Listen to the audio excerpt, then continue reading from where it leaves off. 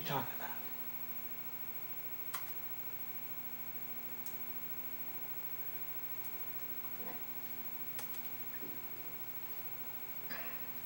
Are you doing a direct capture to hard drive? I am, Cool. Saves a lot of tape. Nice Except looking it out. says it doesn't know my camera's here. Yeah.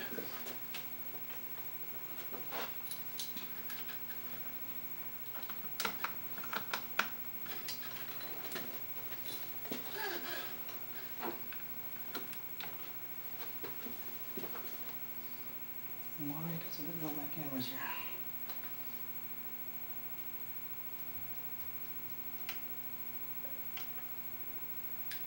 When this light fell over, could something have come and plugged on the table? Or do you not deal with anything on the table?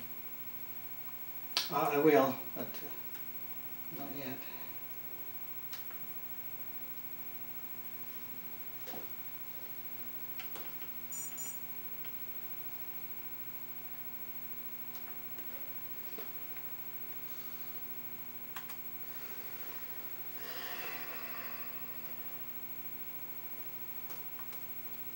Okay.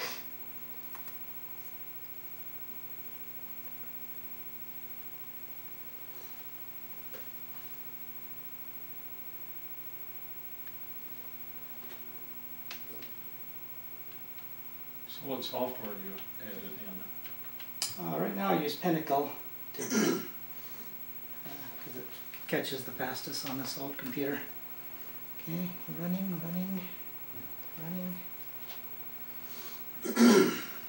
Okay. You all happy? Yeah. Okay. Happier than a pig in a watermelon patch. Quiet on set.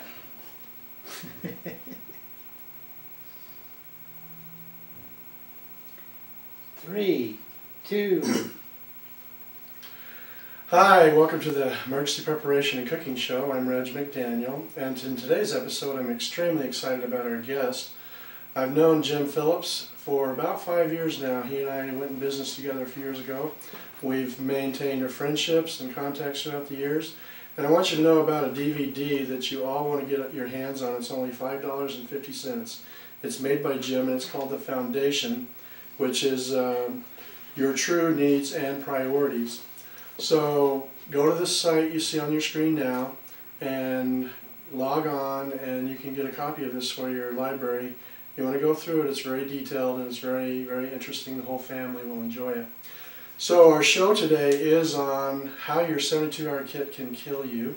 And as I said, Jim Phillips is my guest. Before I bring him on, I just want the audience to know that many times when I have guests, I have prepared questions and want to make sure the viewers don't miss out on any details that I think are important. But I've seen Jim Phillips give this presentation several times, and so this time I'm going to sit in the audience, take notes, and after I bring him up here, so you take some notes too, put on your thinking caps and pay attention. Come on up, Jim. Appreciate having you here today. It's good to be here. And thank you. Go ahead. Okay, well, you know, there's this topic about 72-hour kits. We hear a great deal about that. And 72-hour kits or emergency kits or evacuation kits are important, I think, for people to have. The problem is, it's what is not in them or what you're not told about them. And that's why I like to use this title. It's called Your 72-Hour Kit Could Kill You.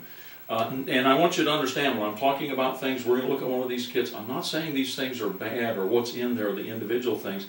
But when it's all put together in a kit, you see this bag right here? You take a look at this thing and say, boy, you go downtown, you buy one of these, and you think like, I got what I need. I'm okay. Yeah, and they'll sell for anywhere from $150, $200, and you think you're good and well. That's right. And so I'm going to have you pick this apart, and I'll leave the stage now, and you go ahead and teach us, okay? All right. So that's the idea. Let's take a look at them. Because you have to take personal responsibility for you and your family. That's what it comes down to. And if you're just relying on a salesman that's going to sell you these things, and they're saying, well, here's what you need. And if you just take that bag home, you put it on the shelf, and you say, well, got what I need. I'm the man. I took care of things. And then when the emergency comes and you're digging into this thing and you're looking at these things for the very first time, you're going through the bag and you're going like, okay, well there's one of these and there's one of those, and you pull them out, you take these things out and you go through it, and all of a sudden you begin to discover that there's things that are missing to make your life work. And that's what I want you to help you understand. I'm going to look at some of the common things that are in these kits that are a real problem. You have a thing like this, well, these little light sticks that you crack them and they glow green or blue or different colors. Obviously, a good thing to use. Lighting is a useful thing to have. There's nothing really wrong with that. And there's personal kits that have all kinds of little things that you might use. That's really great. There might be a stove or something like that. Now, of course, the problem I have with stoves is we're talking about these short-term emergency kits. What are you going to cook? In most of the cases, we're talking about foods that you're just going to use. It's what I call expedient food. Expedient food means it's something that you're just going to take and use exactly the way that it is. So the stoves are not necessarily all that useful. You may have different kinds of rations that are in there. Here's some of these long-term storage rations. I mean, they're okay. It's like eating sawdust, lard, and sugar. It's about what it tastes like. But I guess it'd keep you going for a little while. But that's not the real problem. These things are all nice and easy to understand, and they would, in fact, be useful. There might be some matches that are in there. There's a cup. That's a useful thing to have. Of course, a little toilet paper, sanitation. Maybe you're going to need that where you're going. But now let's get down to a few things that are a real problem. In fact, I want to back up for just a second. Everything that I do when we're teaching our classes and what you see on the DVDs and videos, it's all based on principle. And I'm going to back everything up that we do to principle. Let me give you just a few concepts here very quickly that you can understand. One of these is this. Let's talk about some of your true needs and priorities, things that you really, really must have. There's an order of priority to these things. Now, very briefly, I'll give you a basic principle. I call it the law of provident living. The law of provident living has 4 parts to it. Order of priority, very quickly, is, and I like to use keywords in these things. You may define these things however you want to. Keyword that I use for the number 1 in this law of provident living. Oh, by the way, you say provident living, what's that? Provident living is nothing more than making provisions for the future. If you're doing something to be ready today for what might happen tomorrow, next week, next year, next winter, next decade, whatever it is, that's all that provident living it is. It's making provisions for the future. So here's our list, if you will, of principles in the law of provident living. Number 1, I like to use the keyword spiritual. Define that however you want to. There's just more depth of character, capacity, energy to you than meets the eye. Okay, number 2. Now number 2 is the one that makes the difference between whether you live or die. That very simply is attitude. You see, if you lose your attitude, you lose your life. It's as simple as that. How do you define attitude? How do you determine attitude? The simplest way that I found to define attitude is a very simple concept. It's how you emotionally respond or react to what's going on around you, especially when it's out of control and you can't control what's happening. And you've seen people, well, we call it when they lose it. You can tell when somebody's having an attitude attack, right? Okay. Well, how do you develop an attitude that says, I will be okay no matter what. I don't care how bad it is, what's going on in my life, I'm okay. And by the way, I'm filled with joy in the process. How do you develop that? And how can you change your attitudes if you say, well, I want to get ready for maybe emergencies or things that happen. I want to live providently. Here's how you change attitudes. Very simple. It's number 3 on my list. And number 3 is knowledge. That's where I spend most of my time, is helping people gain knowledge. But please understand something. I cannot share any knowledge with you. When we're talking at this time right now, this is not sharing knowledge, this is sharing information and data. You gain knowledge by taking information and then getting experience with it. That's when it becomes knowledge. Okay, so we're going to help you do that by giving you good information, and then you go get the experience with it. And then number 4 on the list, and this is really what we started talking about in the beginning, these things down here, I call it stuff, material things. So there's our provident living list. It's spiritual, attitude, knowledge, and then stuff. Let's talk about the stuff. Within the stuff, we have what we divide it into 2 areas. I call it the parachutes, if you will. What's a parachute? You fall out of a plane, you don't have a parachute on, it's all over quickly, just within seconds.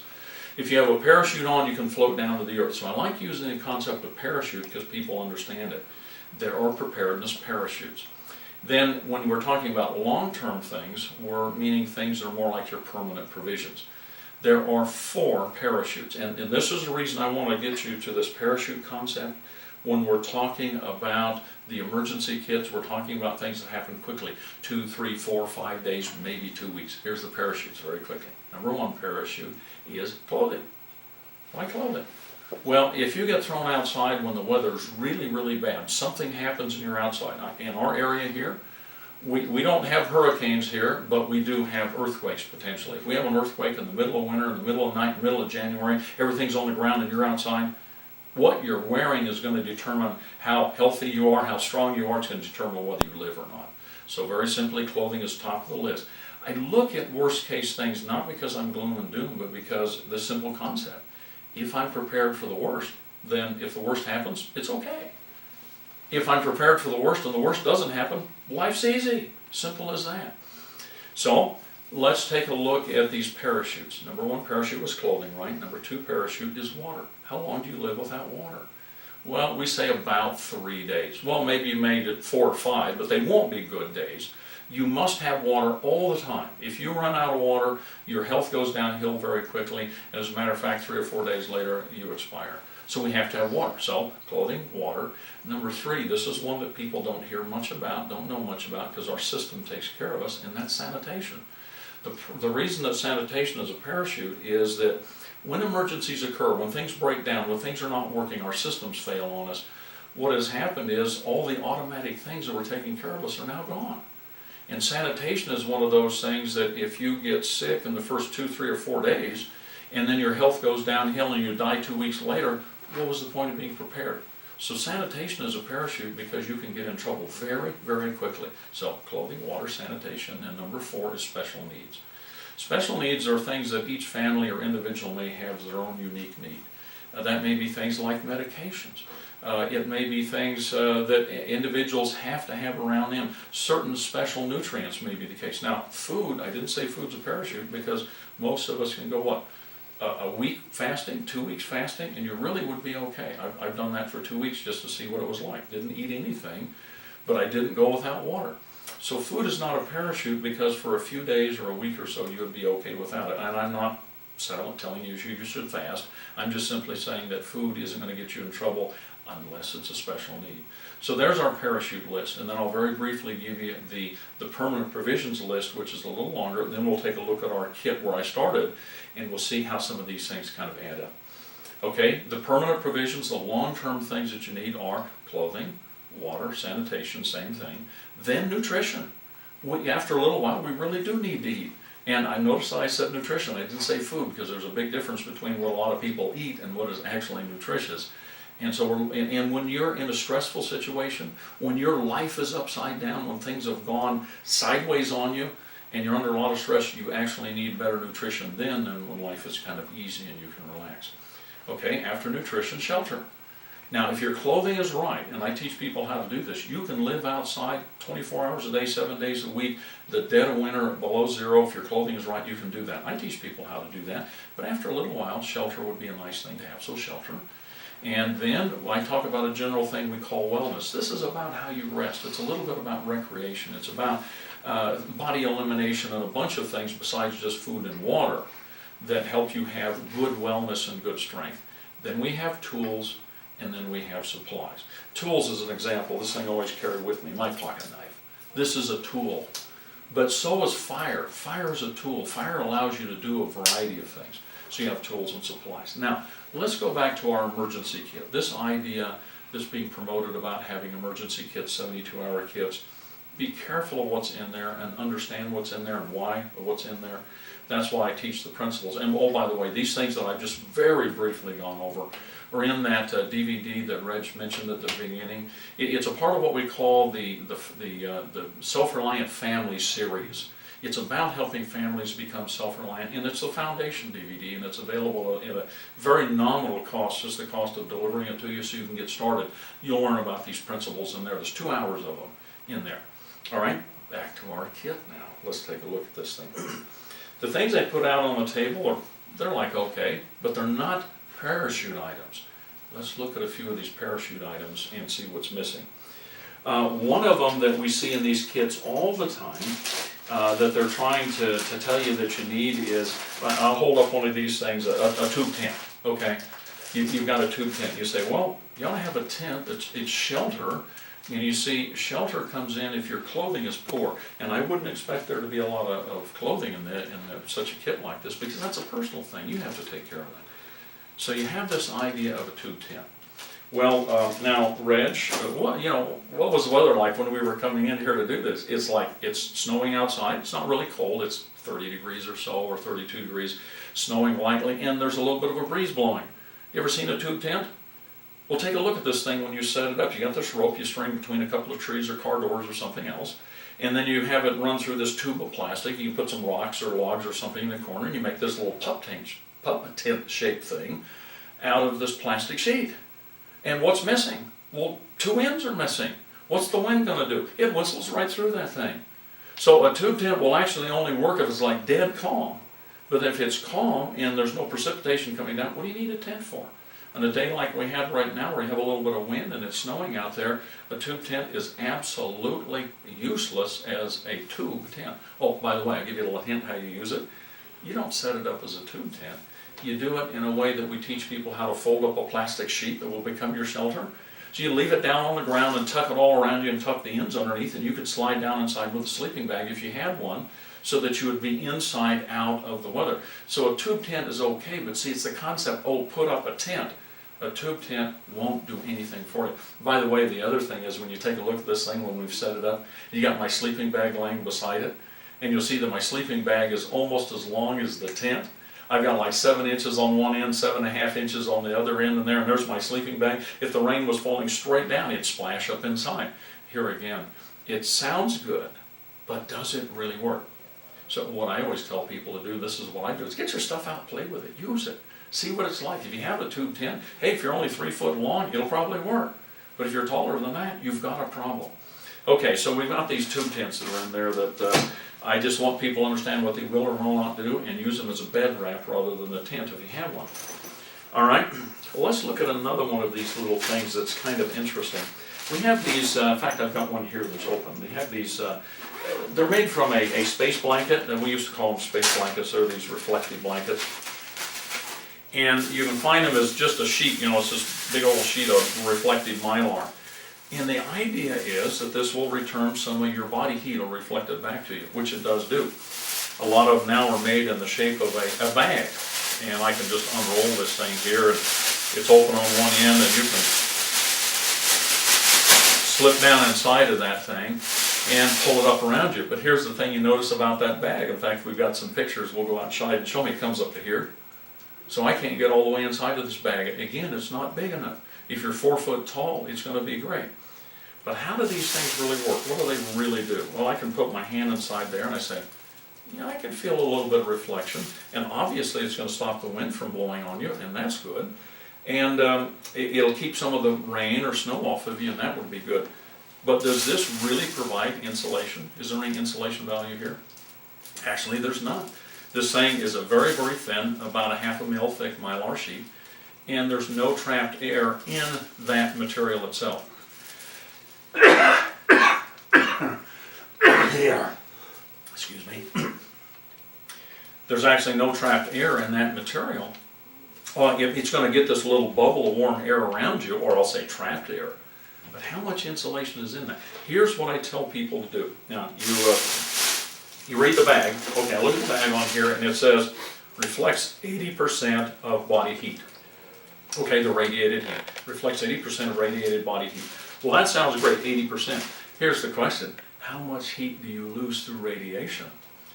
That's what you need to experience and find out. To give you the bottom line very quickly, if you were to get inside, let's turn you into a black body radiator. That means that we take all your clothing off. That's why we do this at night on a mountaintop out there where it's dark. But I'm up where it's high, where it's clear, so I can get maximum deep space radiation. And then I'm going to paint myself, or paint you. I don't have to do this. I've been through enough paint. We'll paint you flat black and let you stand out there and radiate. Now, you lose heat through radiation, conduction, and convection. All right, so if you lose heat those 3 ways, what percentage of it is lost by radiation? About 10%.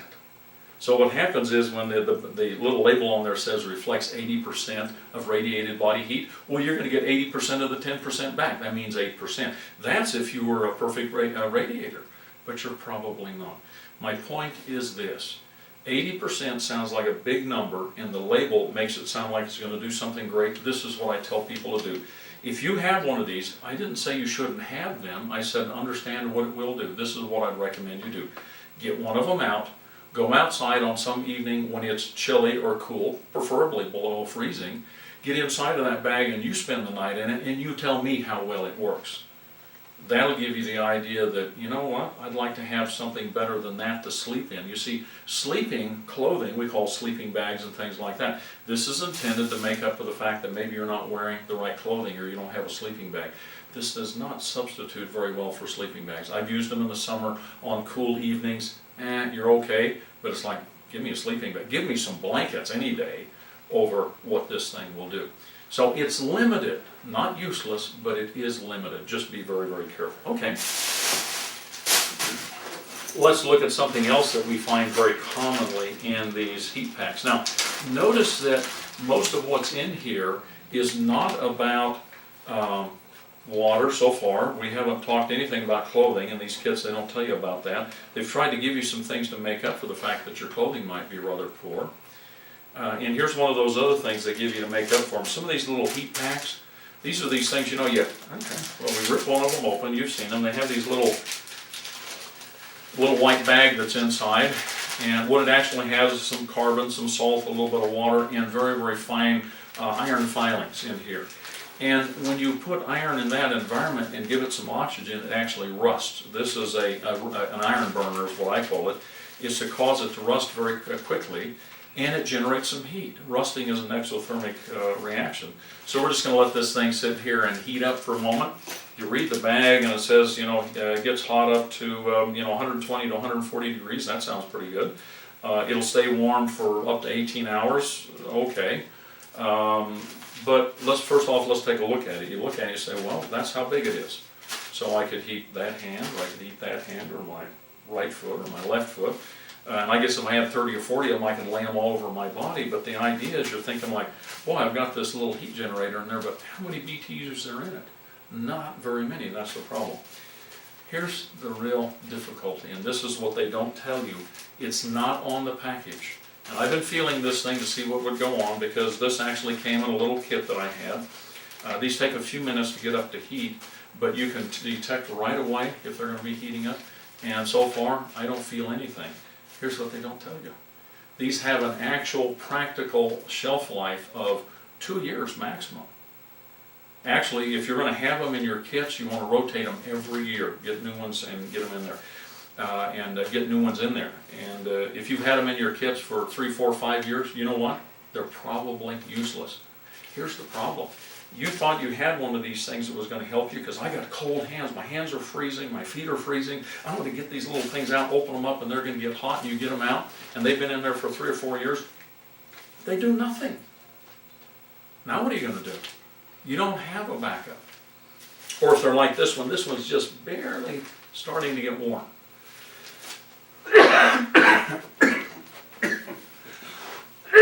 Good edit point, sorry.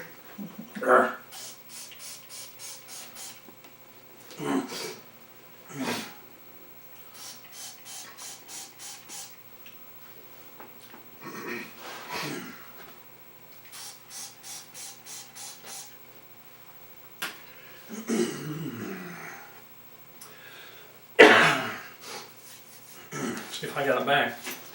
A bag in my car. I have been doing presentation after presentation, and then I wore my voice out, and then I got run down, and I just about lost it for a little while. And we're coming back.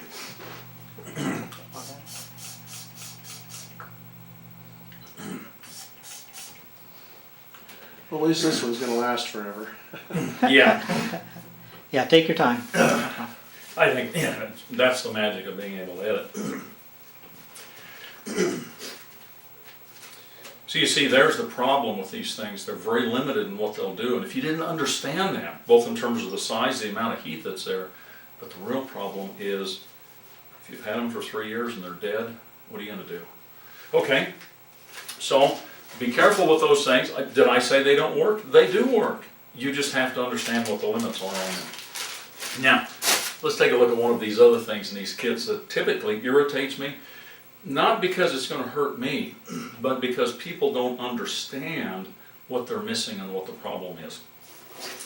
I take a look in these kits very often. Here's one, and it has some of these, they're called aqua blocks.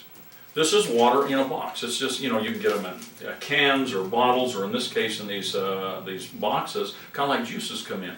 It's a nice way to have water. It works very well. It has a good shelf life. It's very stable. This kit, by the way, was intended for 2 people. This was a 2 adult kit. So I have 2 sets of 3, a total of 6 per individual. Now the question is, how much water do you need? That's the real question. What must you have to consume every day? Well, we sometimes hear that you need to have 2 quarts of water a day. That's the absolute survival bare minimum if conditions are good. If conditions are hot or they're cold, by the way, what most people don't understand is that when it gets cold, particularly when it gets below 0, you dehydrate very rapidly and you've got to make up for that. So how much water do you need if you want to be prepared for emergencies in general? You must have 1 gallon per day per person.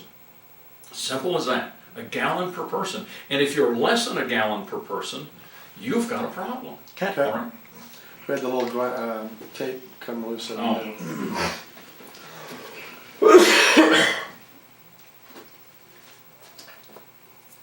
You go ahead and hit that. We'll pull it over behind it a little bit more, and a little more tape on the break. Where do we put our tape? Should be right there. You need a woman to find it for us. Mm-hmm. Last time I saw you using was behind that bookcase, so you're looking back there, right? It's actually over by the light. Oh, I see it. It's on the behind you, Richard. Oh, I see it's Right behind here. you. Okay. oh, thank you. Jim has it.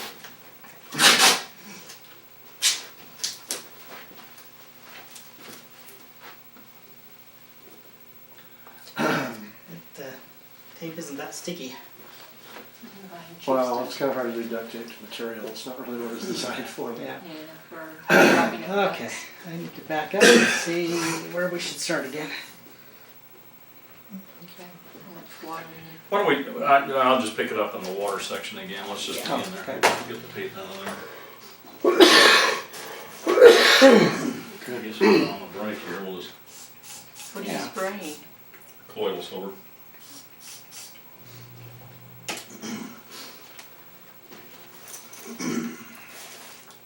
Tell me when you're ready.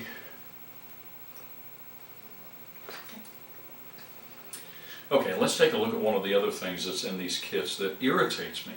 Not because, well, I'll tell you why. Because they don't tell you what's missing and they don't tell you how much you need, and you bought this kit and you feel, oh, that's what I need. And that's about water. Okay, let's think about water. How much water do you need per day? We hear that generally you need about 2 quarts of water a day. That's kind of the common statement. But if you're under stressful conditions, or temperatures are high or temperatures are low, and something most people don't understand is that when the temperatures are below 0, the colder it is, the faster you dehydrate, and you've got to have water that you're consuming to make up for that. So what I'm going to tell people is this: you must have 1 gallon per person per day as a minimum. That's what you want to store. All right, let's take a look at this kit and see what they've got. Now, one of the ways of packaging water is it may come in some of these block forms. These are kind of like how your juices come. It's a great way to store water. It works very, very fine. You can get bottled water, different ways of doing that. Now, this is a kit for 2 people, and in here I have 2 sets of 3 of these things per person. All right, it says right on here 8.45 fluid ounces. So essentially I have a cup of these. So I have 1, 2, 3, 4, 5. I have 6 cups of water. How many cups does it take to make a gallon? Well, there's 4 cups in a quart and 4 quarts per gallon, so it takes 16 cups to make a gallon. I have 1/3 of a day, approximately. So I've got 1/3 of a day that's in there. All right, so you just have 1/3 of a day. That just means that you can go through part of the day and then you need to find some more water. But what happens if you don't have a potable source? Water that's clean and pure and safe to drink. Well, let's look in our kit here. And as a matter of fact, there are some water purification tablets. water purification tablets can be a good thing to have because they'll kill any of the microbes that are in the water, the bacteria and viruses. And if you look at these, and by the way, this is a good one, these will work just fine. And this one is going to, let's see, how many tablets are in here? I was trying to read this real quickly. I think that there are 30 of them in here. Okay, and each one of them does a quart. So I can purify 30 quarts of water. Well, that sounds pretty good. Now, let's take a look at our kit that was down here and the things that are in it. And you know what I have? I have a cup. And I'm supposed to put, what, a tablet in that? Or what do you do? Take a tablet and then drink a quart of water? There's not even a container in here to purify your water in. And if you didn't know that and you couldn't find one, what are you going to do? See, that's the problem very often with some of these pre-prepared kits. They look good, they feel good, it's this nice big bag of things, and it makes you feel like I have my parachute. You put the thing on like a parachute and wear it and say, got my stuff, I'm okay. But if you don't know what's in there, you don't know why it's in there, and you don't understand your true needs and priorities in there, then all you've done is turned your life, your well-being, your safety over to somebody else. That's their idea of what should be in there.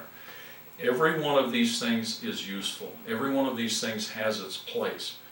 But as you can see from what I've been saying is, perhaps they have a shelf life, perhaps there's not enough, or perhaps one of the things that would make it work right is missing, and nobody told you that. It's not on the instructions that came with this thing that says, oh, by the way, we didn't put that in there. That's kind of like not good marketing. If you tell all the things that are not in there what the problems are, they don't tell you.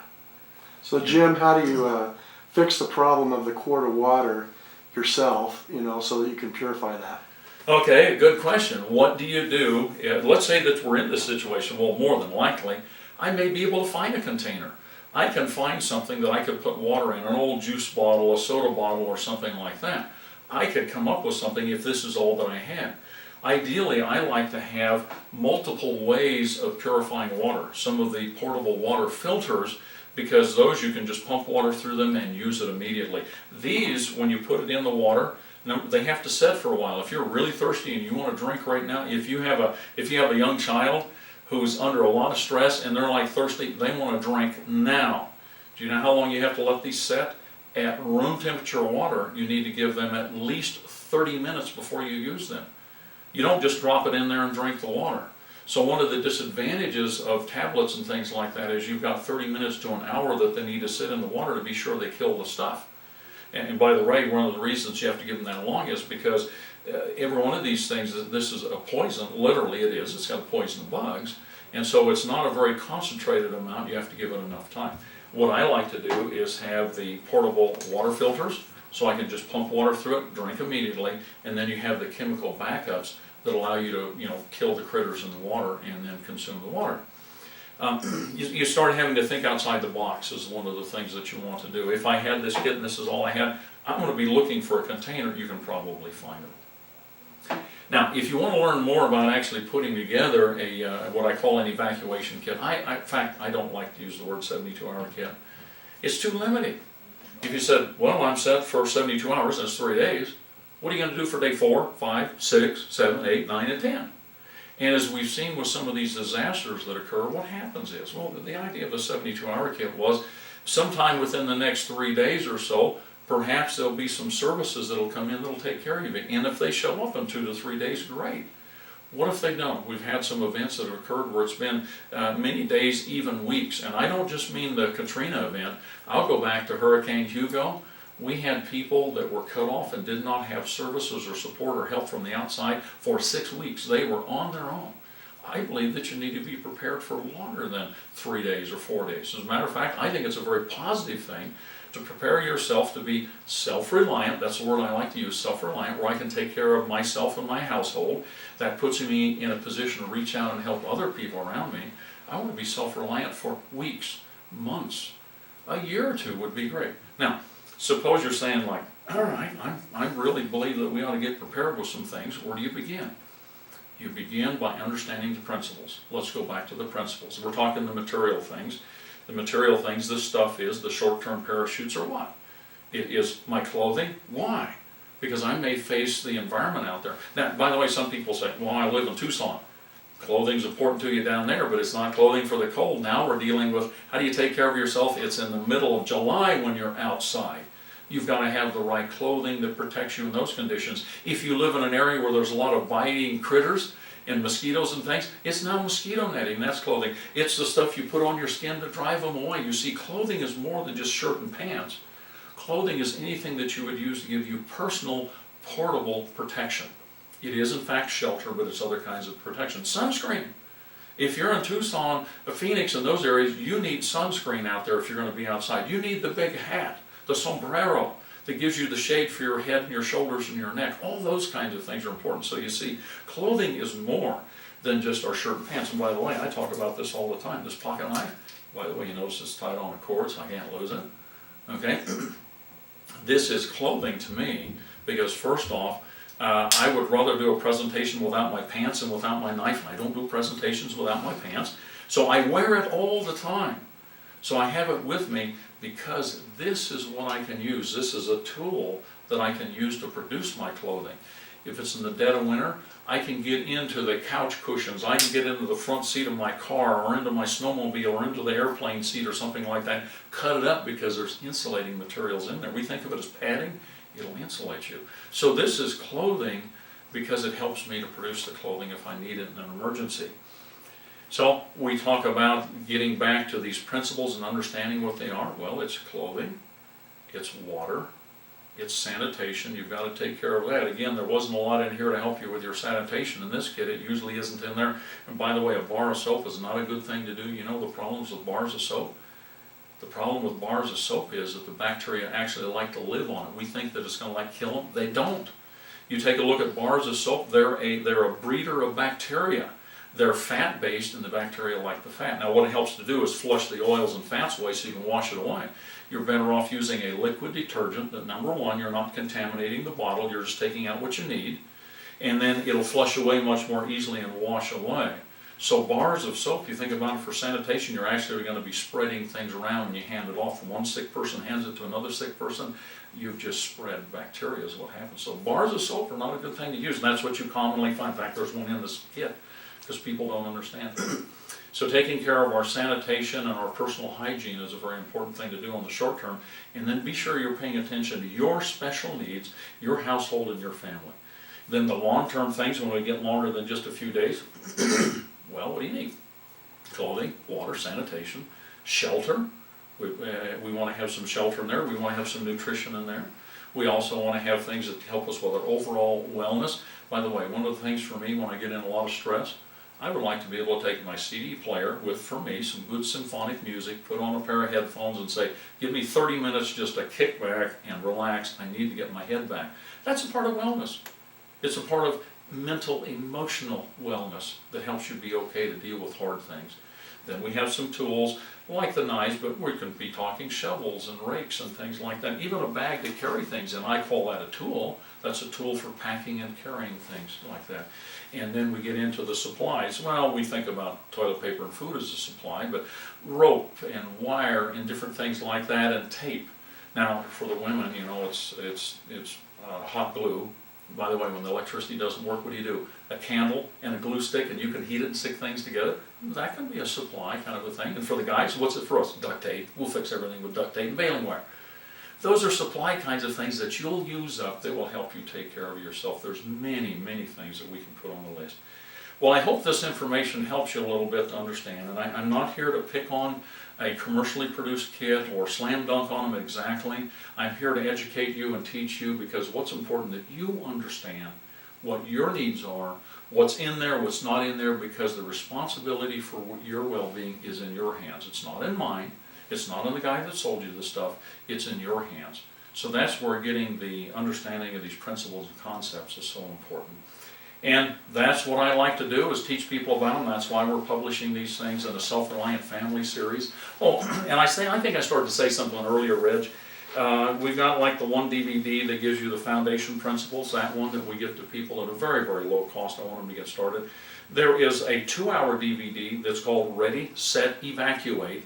And that is about building a real evacuation kit that is based on the principles that we teach that will let you go for days and weeks, and you can start expanding, because if you said, well, if I can do 3 days, I can do 6, if I can do 6, I can do 12, I can do 12, I can do 24, and if you can do a month, you can do 2 months, but it's all on the same principles. You don't just have a kit that sits over there for one thing and you have other supplies over here, they all merge together. That's why we talk principles all the time. Anyway, I hope those things will help, and I hope this is done what you would like to get done. Reg, any questions or suggestions, and I'll go from Yes, there. there's just a couple things that should be in a 72-hour kit that a lot of people are not aware of, that many times are not in a 72-hour kit. Well, one of them I see you do have, which is a hand crank AM radio. Okay, so because if the electricity's down, you're not gonna see TV, you're not gonna be able to plug in your radio, That's a tool. and you want to know what's going on. You know, Mhm. you hear the news of when they're going to be coming to help you or whatever. Another one is the flashlight. There's the shaker flashlight we're all familiar with. You've got one there. There's one that you can crank that's a flashlight. Okay, so that's something that's really important. And then just a general first aid kit, because you might get splinters from digging people out of rubble or something like that. So you definitely need a first aid kit in there. So I just wanted to just hit on those few things that definitely need to be in there that many times are not. The other thing I wanted to share with our audience is in a future episode, we're going to be interviewing a gentleman by the name of J. Allen South, who's written a book on how to turn that 72-hour kit into a 14-day kit with just a few additional things. So he's going to share that and how he wrote that book and why he wrote it and things like that.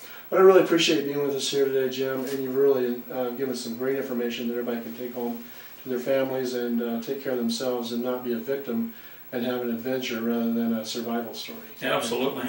You want to have yourself prepared so you can do that. And those things that you mentioned like that, when we take a look at Ready, Set, Evacuate, building a real evacuation kit, those are all a part of it, plus a bunch more of things that people need to have.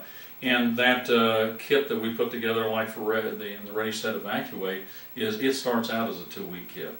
I mean, if you can do 3 days, you can do 2 weeks just like that when you do it right. So we just begin at 2 weeks. Then you either have extra supplies you can help somebody else with, or you can simply go longer. And I believe it's important that we're prepared to help other people, not just look at ourselves only. So absolutely, you're right.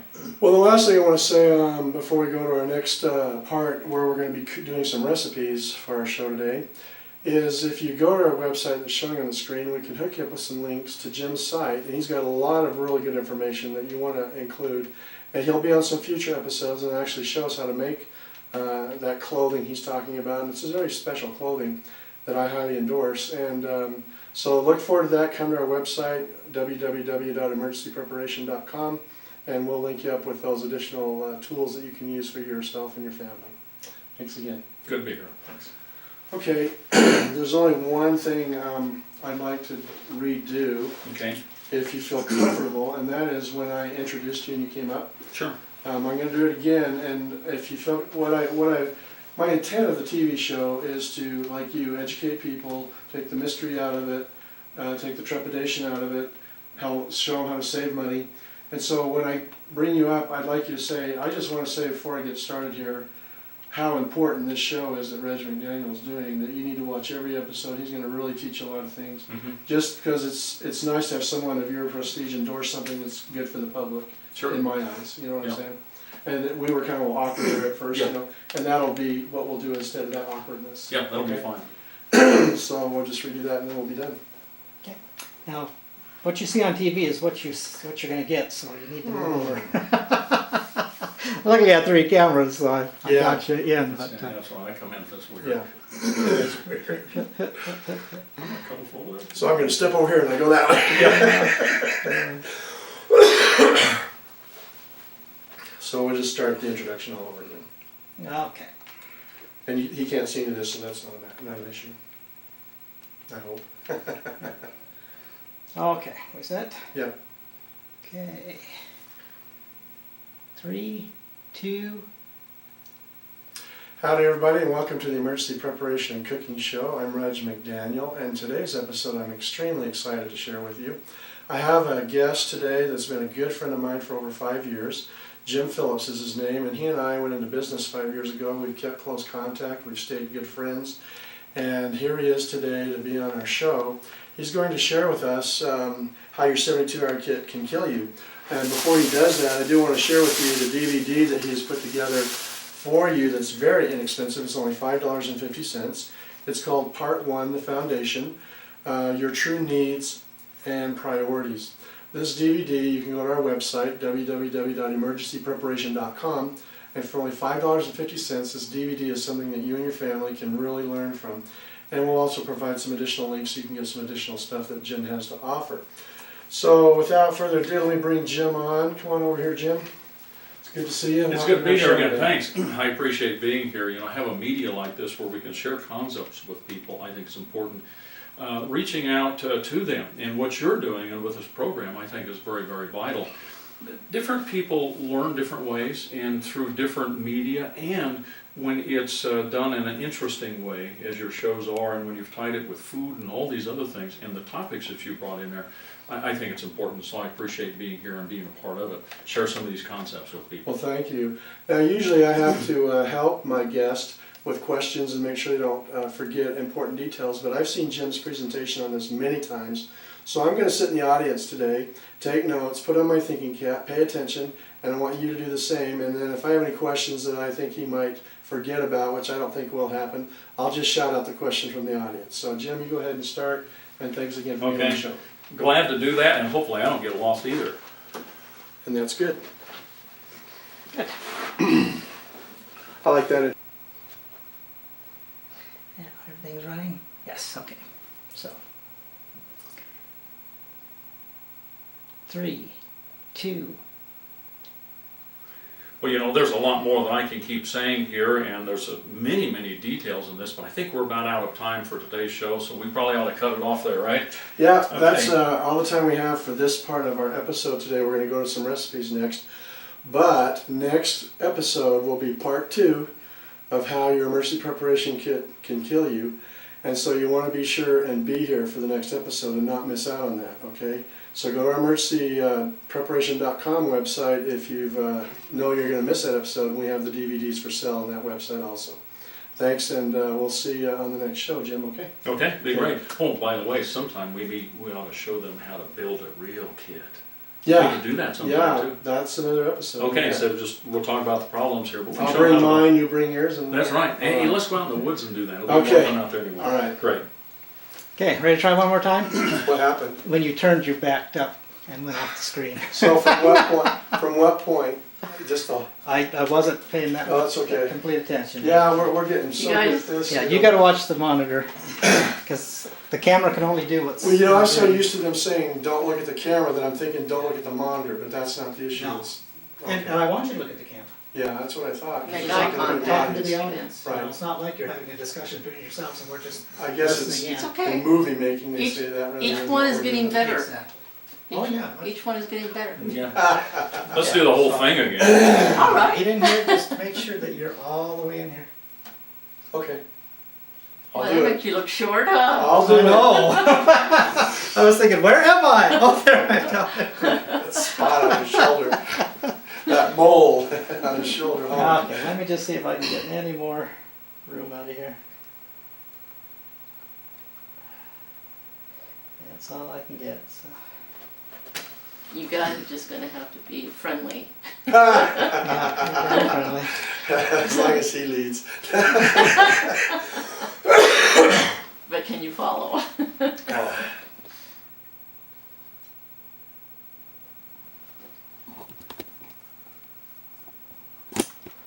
Okay. Camera's on. So after you say thanks to him, you go ahead and Yeah. step off to the side and center I'm set so I yourself can move Okay. here you know, Okay. and let you stand on there here, so that you can say everything and we can get But it. he Okay. still needs to be within the table, right? Yeah, as You long don't as he want can it see out of the- himself you don't on want it out of TV. the picture, just getting off center. That's what you Yeah, want. I Right. can see okay. right now. Just so you're more in the center because you're the Okay. one that we're trying to focus on. Okay, everybody ready again? Yeah. Take 15. Really? Yeah, we're doing good. We haven't done a lot of that. And we are at 3, 2, 1. Well, you know, there's so much that I can say about this, and it's a lot of fun to be talking to you, but I think we're about out of time for today's presentation, or this segment in here, so Reg, let me cut it off right here, and let's see what we need to do to finish this up later. Okay, well that is all the time we have for this episode. And we're now going to go to some recipes, cooking with food storage. But next week we're going to have part 2 of how your emergency equipment can kill you, your emergency preparation kit. And Jim will be here. And so you want to be sure and tune in next week for part 2. You don't want to miss that. And if you do miss it, you can go to our emergencypreparation.com website. You can buy the DVD on the next episode. So thanks for watching so far, and we'll see you on the recipe segment next. Okay, you know, one of these times, we ought to teach people how to make a real kit. You know, I've been tearing this one apart right here, but let's show them how to do a real kit if we'd like to sometime. Okay, In I'll fact, bring mine, you bring yours. that's right, and maybe we ought to go off in the woods and have more fun than in a studio, don't you think? And we can demonstrate how you actually use it. Yeah, and let's do it in the winter too, when it's below 0. Okay. Are you game? I'm game because All I right, know good. what you know because I listen and I've learned. Okay, cool. We'll do it anytime. That's what I want to be prepared for. So, Okay. good. All right. Thanks. You bet. Cut. Oh, that was great. All right. Thank you.